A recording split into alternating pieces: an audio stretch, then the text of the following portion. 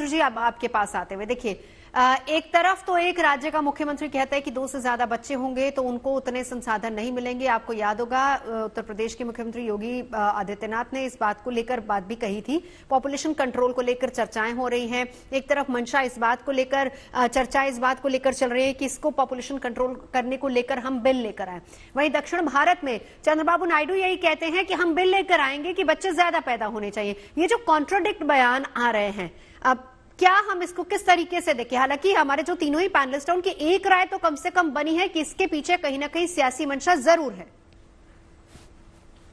देखिए, मैं एक बात, जब भी पॉपुलेशन कंट्रोल बिल की बात होती है तो मैं हमेशा उस चीज का मैं मतलब डायरेक्ट वे में विरोध करता हूं। मैं ये कहता हूं कि पॉपुलेशन कंट्रोल बिल लाने से अच्छा है कि आप शिक्षा में बढ़ोतरी करिए, सबको शिक्षित करिए। मुझे लगता है कि जितने पैनलिस्ट यहाँ बैठे हैं और भी जितने लोग हम आसपास के लोग देखते हैं, जितने भी शिक्षित लोग हैं, मुझे लगता नहीं कि किसी के 2 बच्चों से ज्यादा किसी के भी बच्चे होंगे। जितने भी शिक्षित, आप अपनी नजर उड़ा के देख लीजिए, अपने आसपास के सोच समझ के देख लीजिए। तो एक तो सबसे बड़ी बात तो मैं ये कहना चाहूंगा कि शिक्षित होना सब बहुत जरूरी है। जब आप शिक्षित हो जाएंगे, आपको किसी बिल, किसी एक्ट की जरूरत पड़ेगी।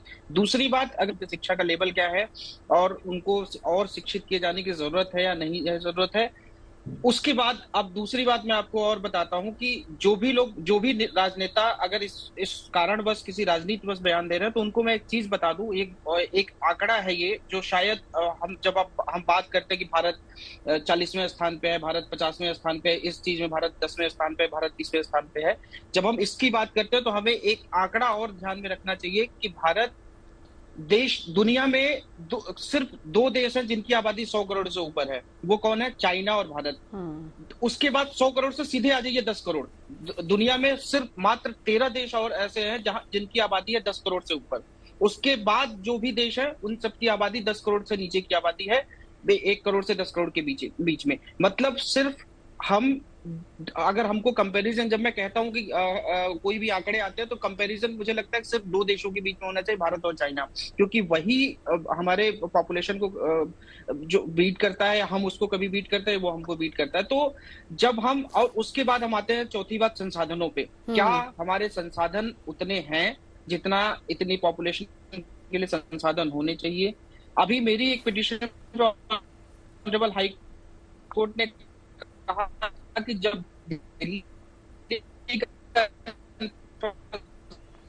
रुद्र जी, आपकी आवाज हम की आबादी रह रहे हैं, लेकिन इंफ्रास्ट्रक्चर क्या है? वही 30-35 लाख का इंफ्रास्ट्रक्चर।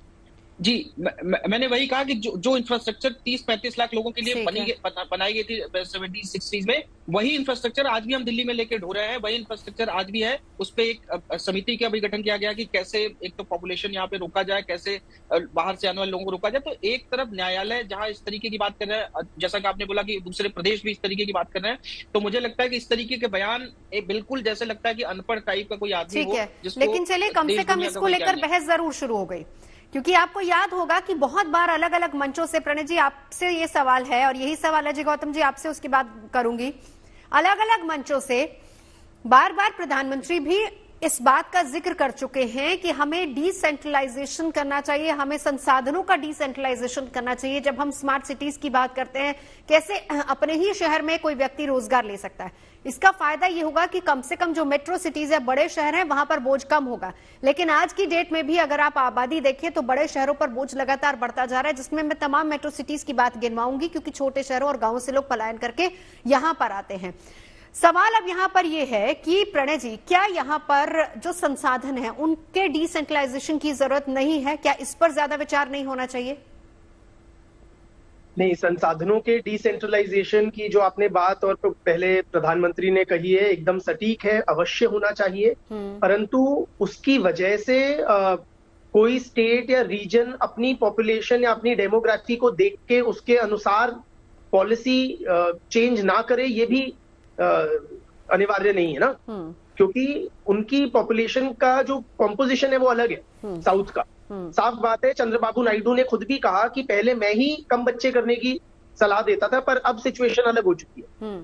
ठीक है, उनको चाहिए बच्चे, क्यों चाहिए? ताकि उनकी इकोनॉमी जो है वो सस्टेन कर सके। आप प्लीज समझिए, अगर हम एक ऑल इंडिया पिक्चर लेते हैं तो हम जो बारीकियां हैं या जो डाइवर्सिटी है रीजन्स में, उसको हम नकार रहे हैं।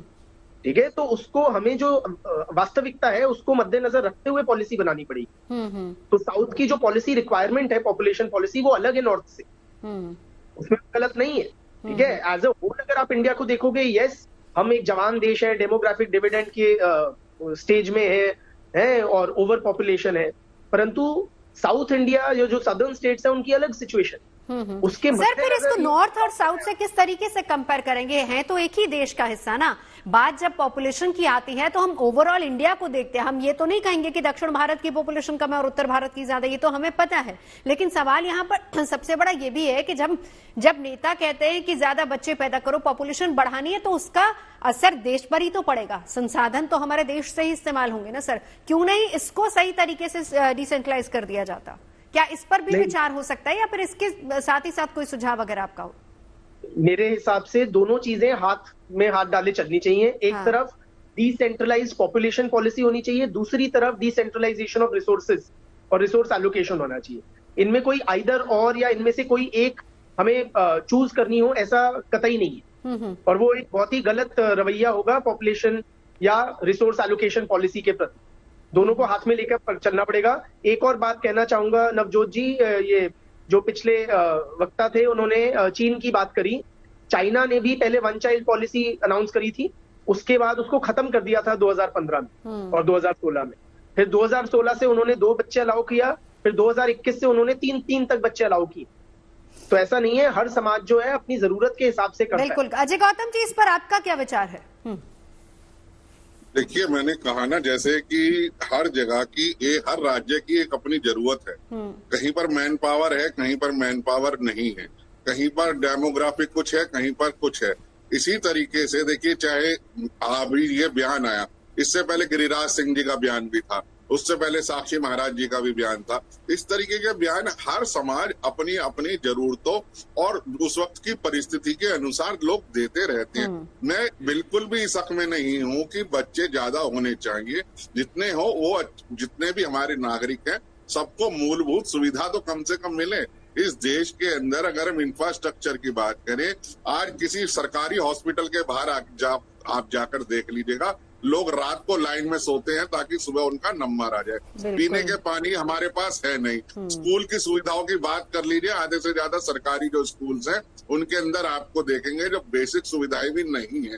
तो हमारे पास कहने के लिए, सिर्फ कहने के लिए अच्छा लगता है कि हमने आबादी हमारी बढ़ा लीजिए, लेकिन जितनी भी हमारी आबादी है हम उनको भी एक बेसिक मिनिमम स्टैंडर्ड के जो। सर एक चीज और बताइए, क्या उत्तर और भारत में कहीं ना कहीं संतुलन, ये तो आंकड़े तो बता ही रहे हैं कम से कम कि वो संतुलन आबादी का उस हिसाब से बैलेंस्ड नहीं है।